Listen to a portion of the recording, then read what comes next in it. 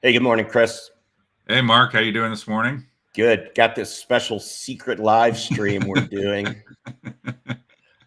What's that all about, This Mark? should be fun. What's so secret?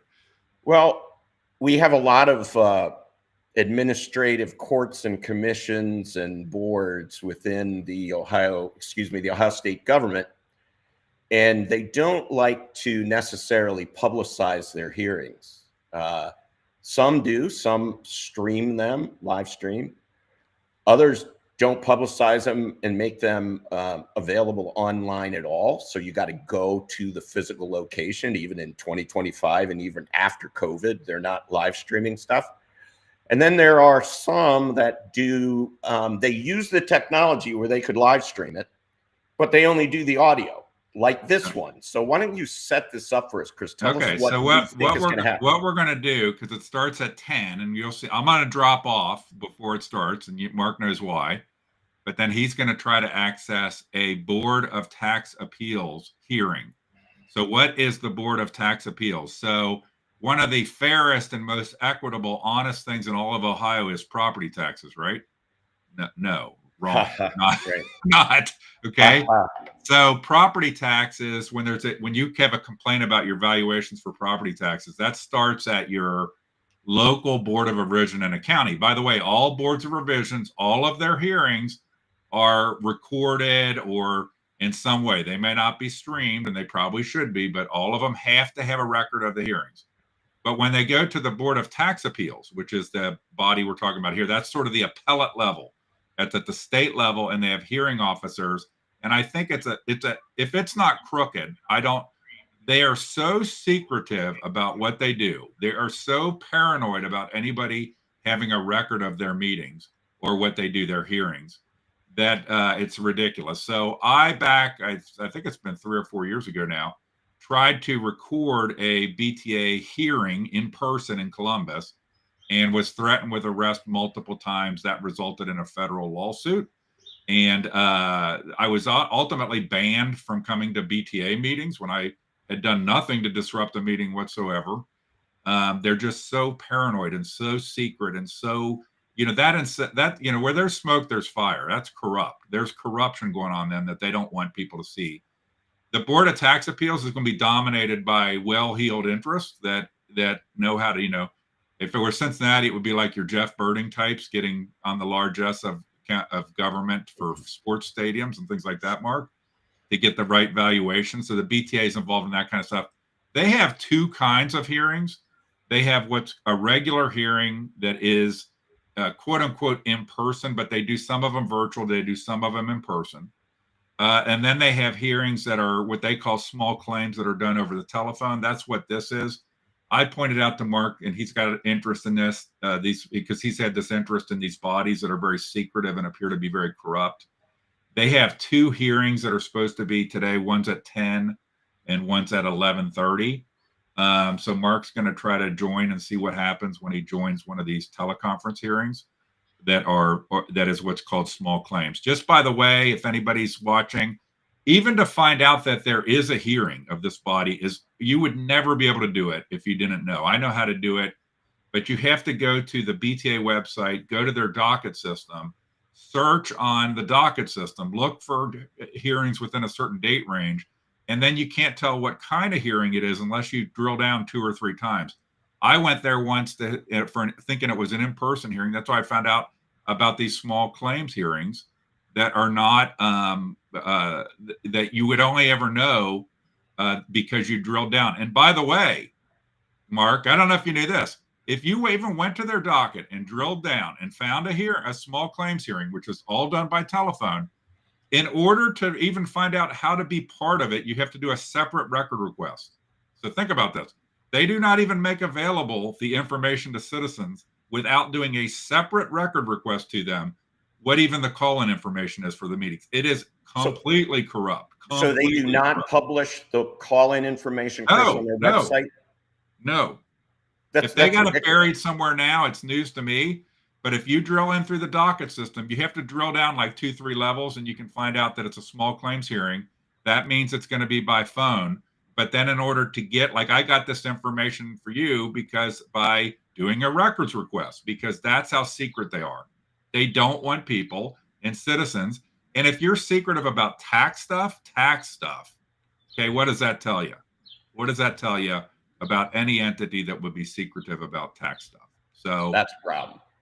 What you have any questions, Mark? Before I'm gonna, as I said, I'm gonna drop so I don't get in any trouble more than I already do with these guys. So, Chris, your experience with them and the suits that you've got with them, the complaints that you've lodged, how many are there? What are the statuses of those? Well, there's just one. There's a federal case. They just appealed part of the case. I basically won the case at the what do you ever call it, the first level of federal stuff. And they're appealing it over something. I don't know what they're appealing it about. It just happened recently. By the way, just so you know what's probably going to happen when you call in.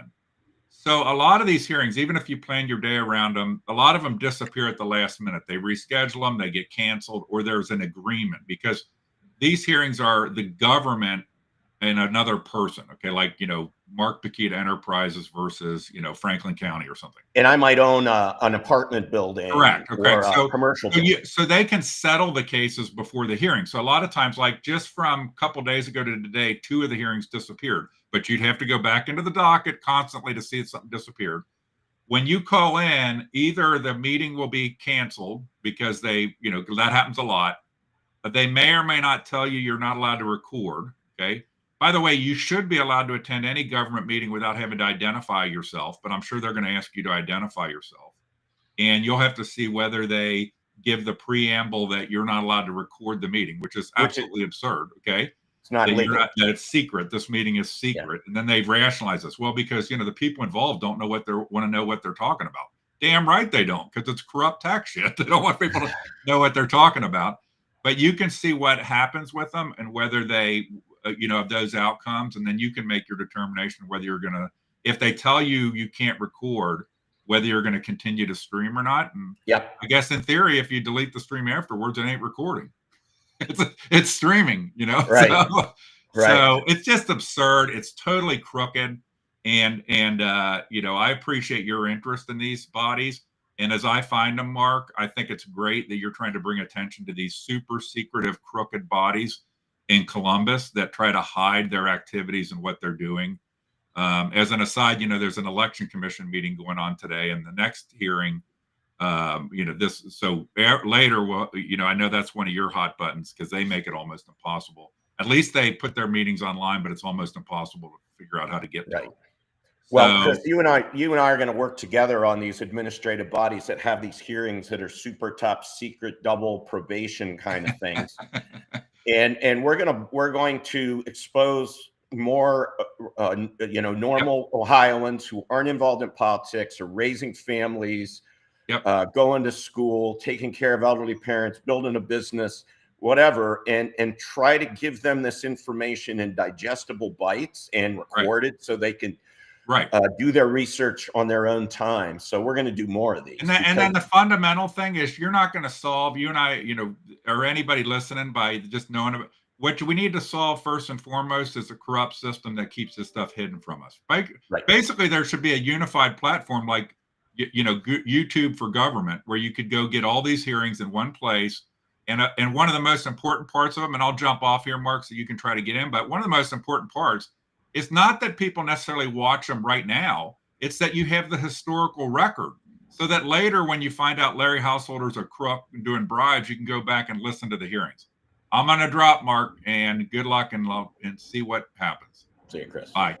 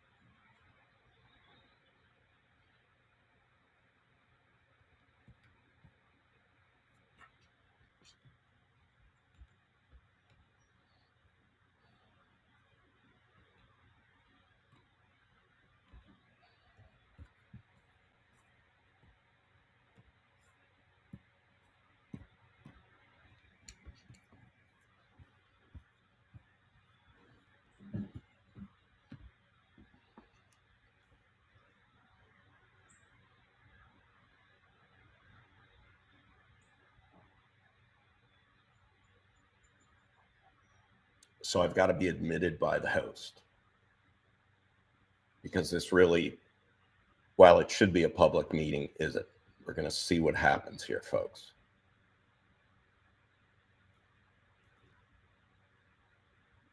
So we have Heather, so we have Steve Raffa and Heather DeJesus. Okay. We just had someone enter the call. This is regarding case numbers 2024, 1041, 1042, and 1043. Are you here as a party? Okay. Are either of the parties here waiting on another witness today? We are not. Okay. No. All right, we'll go ahead and forward. And just a reminder, I know you do have a couple witnesses here for the county, but you are still going to be limited in terms of your time to present. So. Is Mr. Dobrilovic first? Yes. We're going to go ahead and get started. All right, I'll wait for his statement and I'll make a statement as well. Okay. And Mr. Dobrilovic, just a reminder, we do have all of the evidence that you presented to the Board of Revision and that you have submitted already. So if you would like to begin, I believe the first case that we have on today is, hold on, for the property at 4246 Central Avenue. That'd be correct. So I'm not sure if you want to take it each property at a time, or if you have a central argument that you want to do for all three of them at once. Either way, I'll let you go ahead and decide how you take care of that. I'd like to do each property individually so we can just kind of go through with the facts and the square footage and all that stuff like that. That'd be okay. Sure, that's fine. And just keep in mind, since you do have limited time, all of the information that is in the county's records is also before the board. So with that, go ahead. Okay, fantastic. I appreciate your time, everybody, this morning.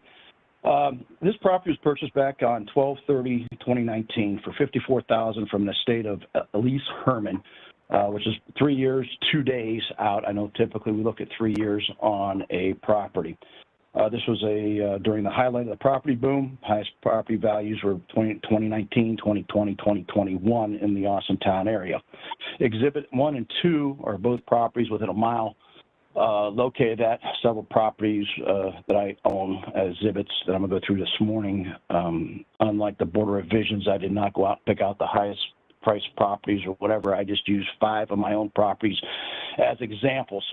Exhibit 1 was that property is at $40,410 on the auditor's website, where it's per square foot would be $22.15 per square foot with a 4246 Central. If we use that same formula, that would give that property valuation $27,532.45, which is about half of what we're asking for the 54, which was the arm length transaction that was at the end of 2019. Exhibit 2 was a 428 South Edge Hill. That's a 1,440 square foot property at the price that is on the auditor's website, $37,500, which was agreed upon by the Board of Revisions. Also, which would be 2604. If we take a look at the same square footage on the Central Avenue property, using that same formula, 2604 per square foot would be $32,367.72, which is also less than that. And all these properties are within 1 mile of each other, same zip code, same school district, same Austintown Township, so there'd be no difference. Then taking a look at actually some case log here, case number 2024-1039 that took place on one of the properties. The Board of Taxation agreed to a $33,000 value. That property is at 1,008 feet, which is $32.73 per square foot. If we use that same valuation, would be at $40,683.39, which would be the valuation of Central. Then if we take a look at case number 2024-040, this also had a valuation of $33,000 agreed on by the Board of Tax Appeal. That had 1,188 square feet at $27.77 per square foot. Using that same formula, that would give a valuation of $34,518.10 for 1,243 square foot at Central. And then case number 2024-1044, that's 1,080 square feet, which is 3703. The Board of Revisions came back and dropped their case and agreed with my findings on this one. If I use that 3703 per foot, it would be 46,028.29 on 1,243 square feet then for Central. So all these examples are not going out cherry picking low price properties, anything. These are properties that are owned by me. I just picked out 5 of them to use as valuation to show what the value of Central Ohio. Well, they put a 62% increase on from year 2020 to 2023. And under all those examples, the property, it's much less than what we'd be asking for as the arm length transaction of $54,000. That would finish that property right there. I don't know if you want to let the... Thanks, yeah. I'm going to let the county go ahead and present on that case just so we can kind of keep it clean. So does the county police have anything? I'm sorry, go ahead. Yes, just a short statement before I let Mr. Rafa take over from here. But in this first case, the Central Avenue case, the auditor originally appraised at $102,760 in consideration of the evidence presented by Mr. Dobrilovic, which was 36 months after before the tax lien date of 1/1/23 of $54,000, which by law he does not earn the rebuttable presumption that that is the fair market value. It's not by law a recent arm's length transaction sale. Regardless of that, after his presentation at the Board of Revisions, the county went out and did a further analysis and gave him the benefit of the doubt, reducing the property to $87,060. There were 7 comparables used, not Mr. Dobrilevic's own personal properties, which the price is subject to facts that we don't have at this time, but according to sales between different individuals all through the county with no vested interest in how that sale price came out. They were truly disinterested properties. So we believe that is the best evidence of the fair market value, particularly since there was no presumption of recency by law afforded this particular case. With that, I'll turn it over to Mr. Rafa to explain what he did, how we got to the number, and why Mr. Dobrilevic's evidence was not reliable. Okay, thank Hey, you. good morning. Good morning. My name's Steve Raffa, R-A-F-F-A. I'm a general certified appraiser in the state of Ohio. I have 40 years experience in the mass appraisal. I work for Integrity Appraisal Services. We do appraisals throughout the state of Ohio, and I work in conjunction with the Ohio Board of Taxation in conducting the sextennial appraisals.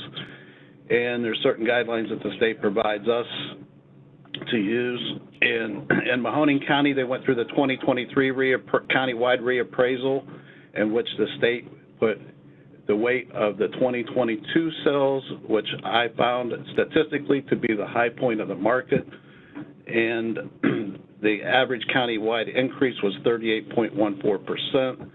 Austintown Township, where the property presides, had a 42.79% increase, and that's just the average.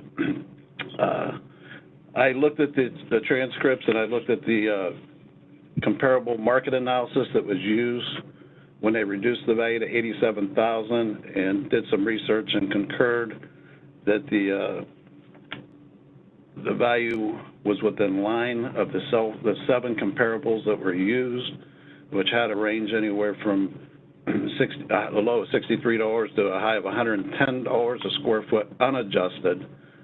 And when you look at these properties and you do a comparable market analysis, you have to make adjustments in your comparables back to the subject property.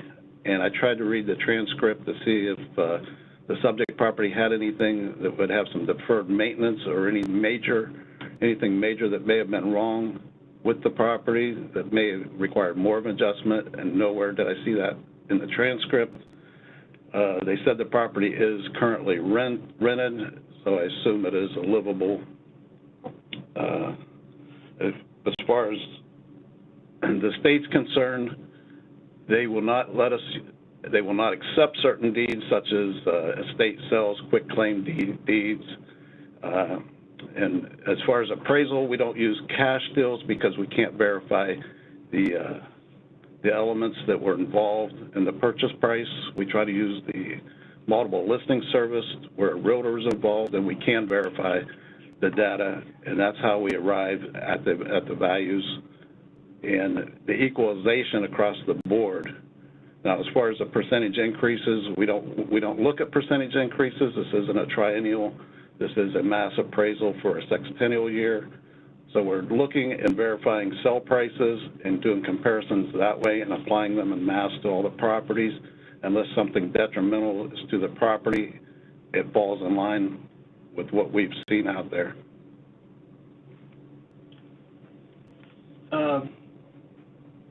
Heather DeJesus will follow up with some information. I believe all the sales by Mr. Dobrilovic have been cash sales, really unverifiable as to the actual appraisal price. Is that correct? That is not correct, sir. Well, you can cross-examine, I guess, Mrs. DeJesus, at least the ones That'd be used fine. for this particular case. Heather?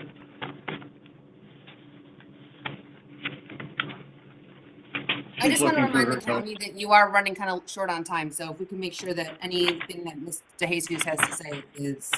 Yeah, on the record for the BOR, he did state for this case number 20241041, that it was a cash sale. So no bank appraisal, not verifiable if it was on the MLS, and only stated that the home was in fair condition. Back in 19, when the property was sold, the Board of Revision did fairly adjust the value to his sale price. And then, of course, as Mr. Raff has stated, we went through the revaluation in which the value did increase because of the sales data that we had.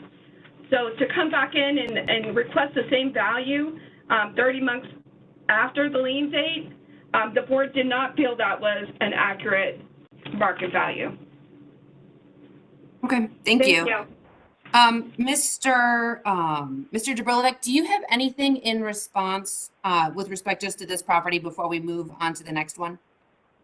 Yes, this was not a cash sale. This was an estate sale that took place on this with multiple. It took place, and of course, I had the winning offer. And today, if I'd sell that property, it would probably sell for about the same amount of money or less. So the findings of the board with a 62% increase at $87,060 is not realistic.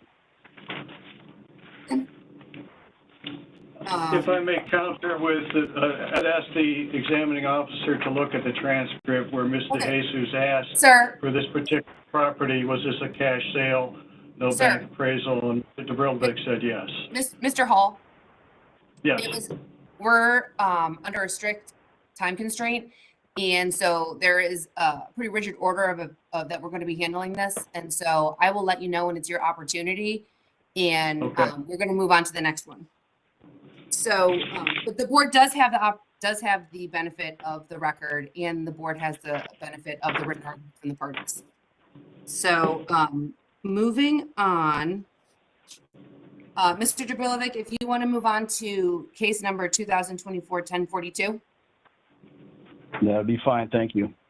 All right, Your Honor, quickly, I thought we had a half hour for each case. Am I misunderstanding this? My schedule said this next one was to be at 10:30.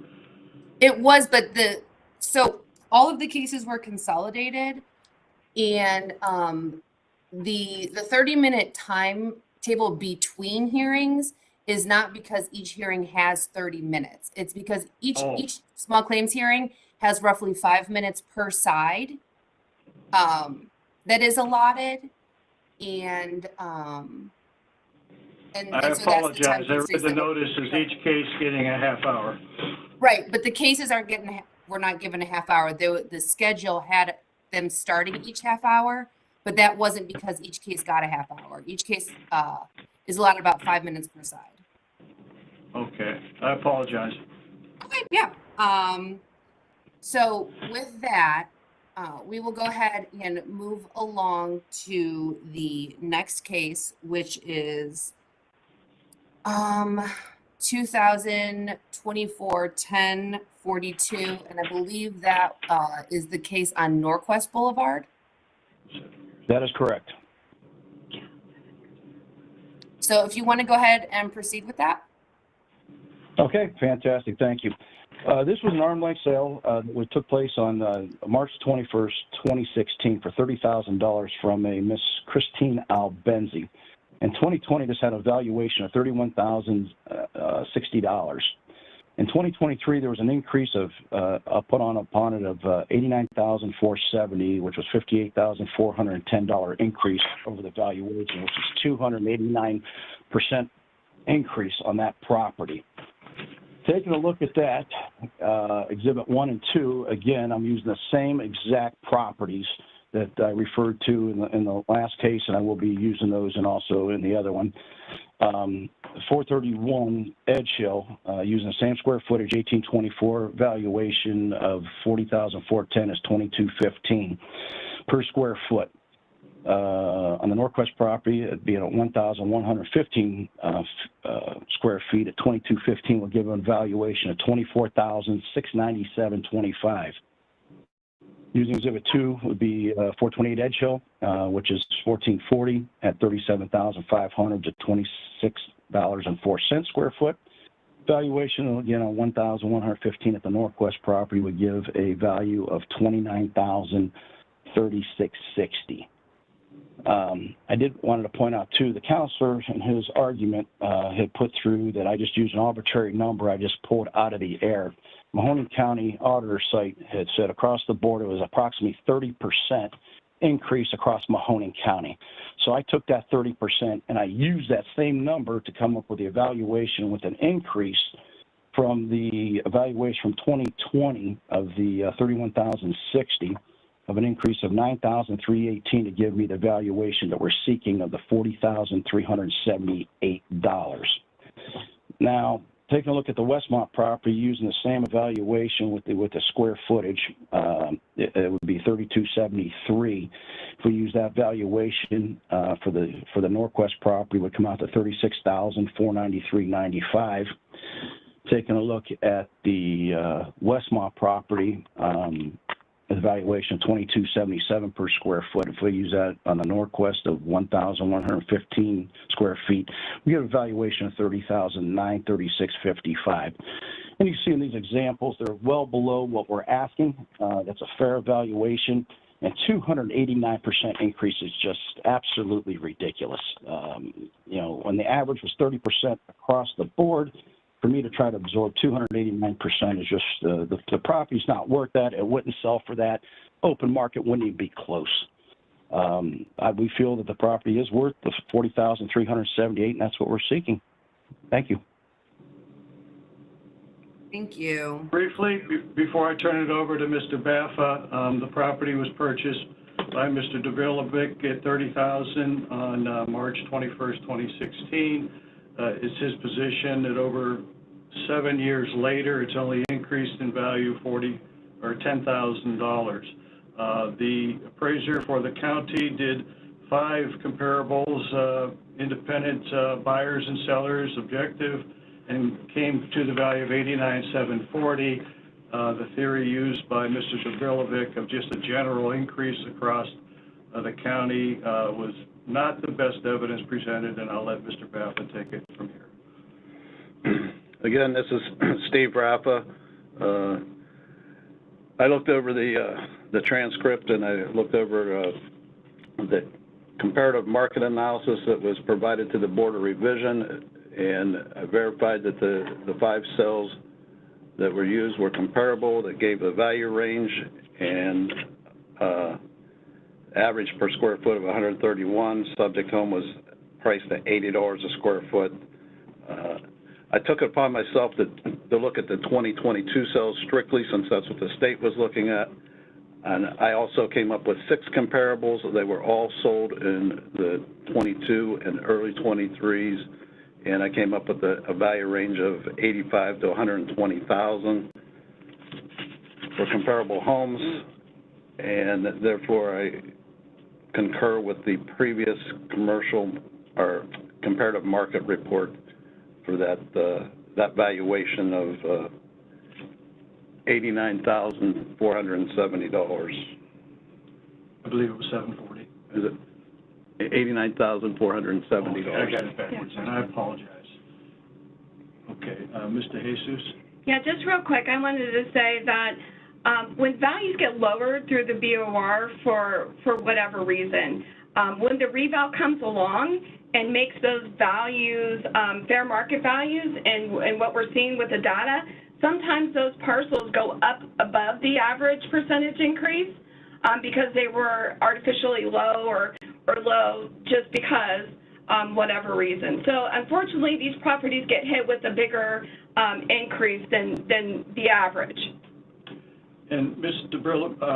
Jesus mentioned in Mr. Dubrilvik's argument is that he bought back in 2001 and presumably back in 16 at the height of the real estate boom. Is that accurate?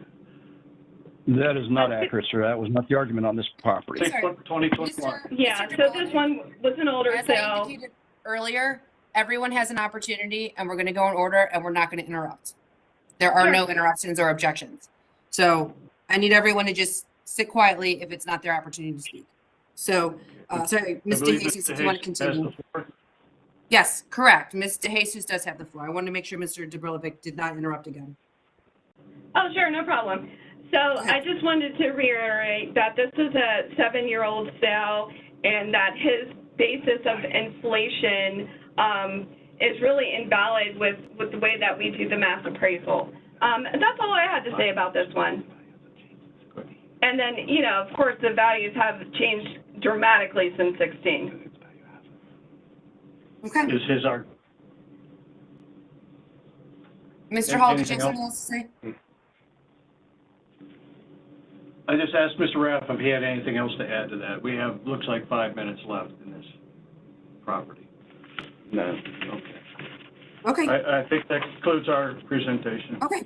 Mr. Dubrilvik, now is your opportunity. If you have something you want to say in response to either, to any of the information that was just provided by the county appellees.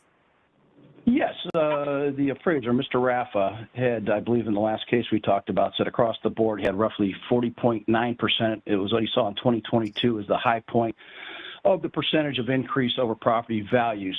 If I took that 40.9% and looked at this property, that'd be an increase of $12,703.34, which would give an evaluation of this property of $43,763.54.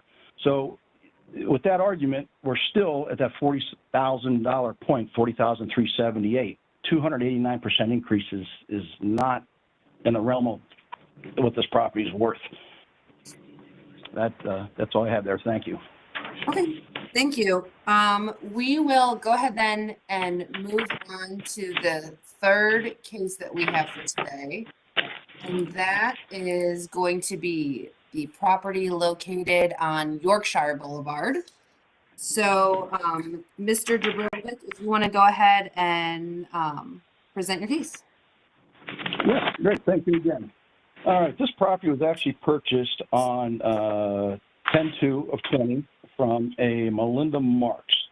This was an open market sale that was on there, so it was 2 years and 2 months. It's an open, one of the questions I know the Board of Revisions always asks, has it been purchased, has there been a sale in the past 36 months? And this one does qualify for that.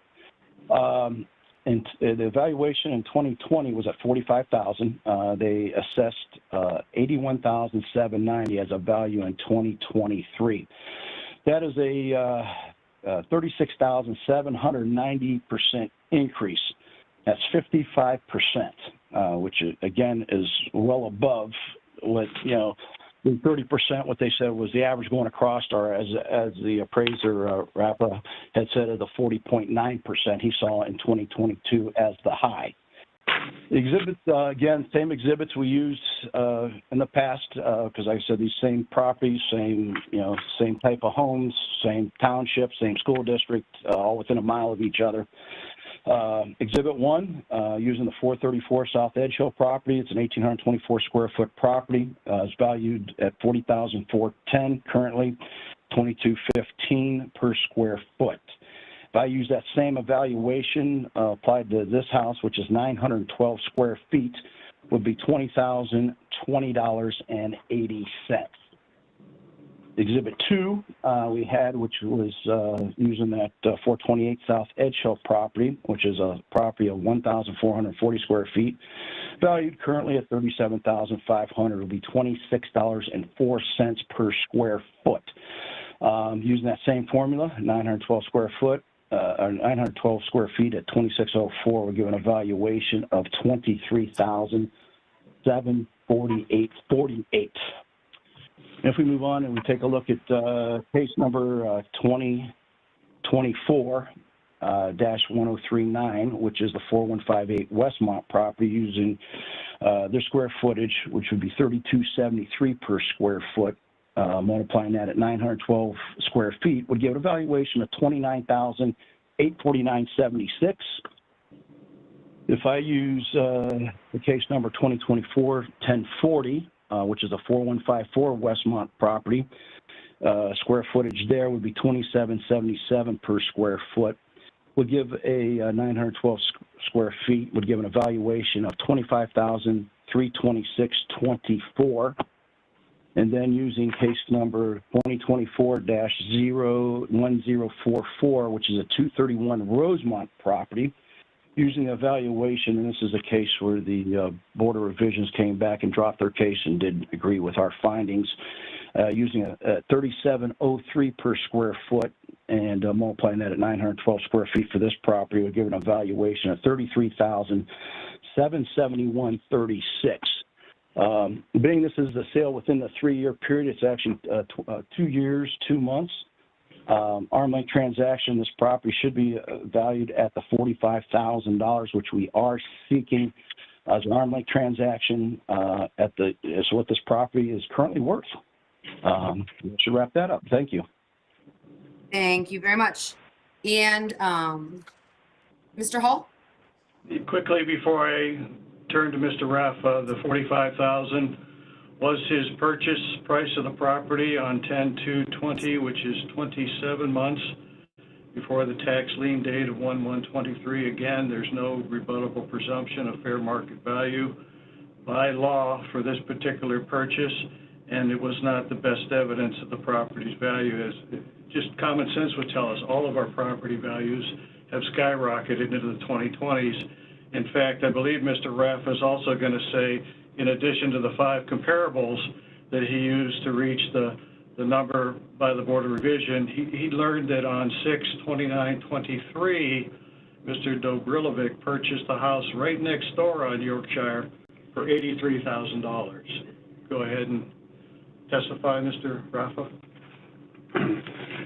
Yeah, so I've reviewed the transcript and the case for 285 North Yorkshire Boulevard.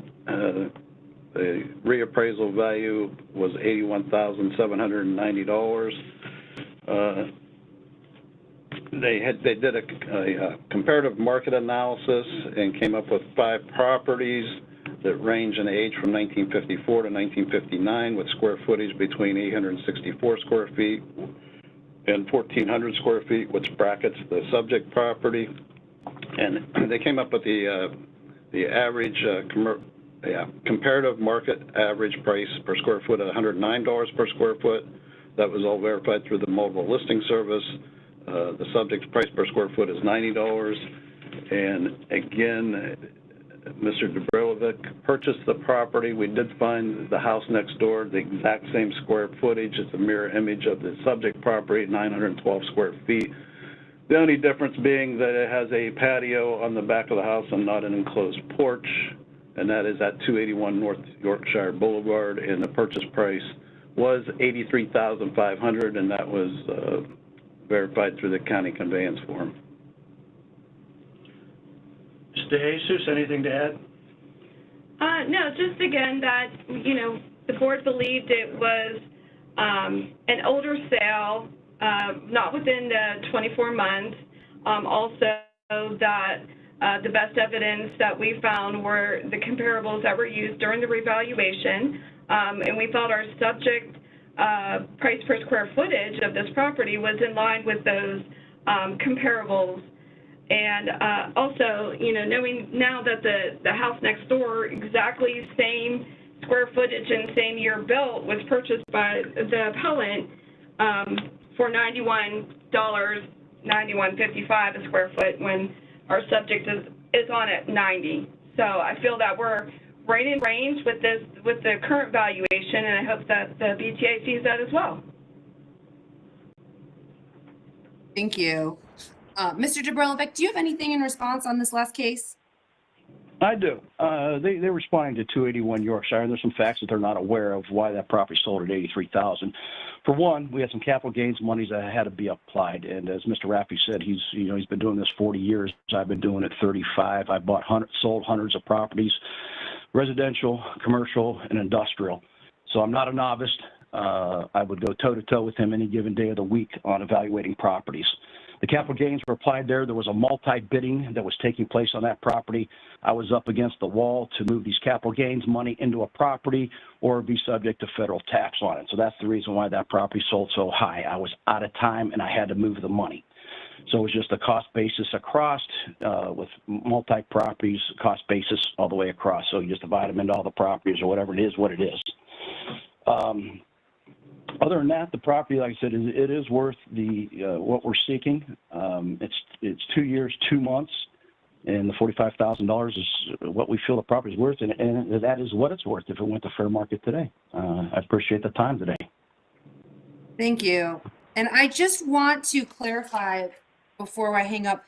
So the exhibits that you provided, and then you referenced, I think, total 5 properties with the exhibits 1, 2, and then some BTA case numbers. Those are all based on the value of the property, that is the assessed value for those is what you're relying on, and applying that assessed value per square foot to each of these subject properties?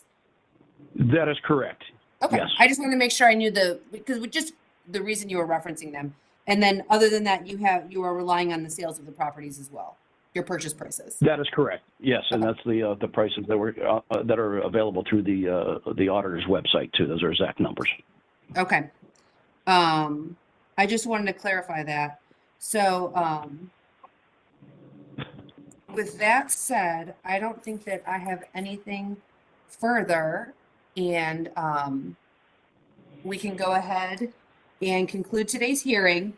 A decision is going to be mailed to all of the addresses on record, and the decision will be final and non-appealable. And except upon a proper written motion, the board will not discuss its rulings. So if you have any questions, I encourage you to visit our website. So there being nothing further, we can conclude the hearing. So thank you all very much for participating today. Thank you you all so for your time much. today. Have a good day, Mr. Jabralovic. You also. Thank you.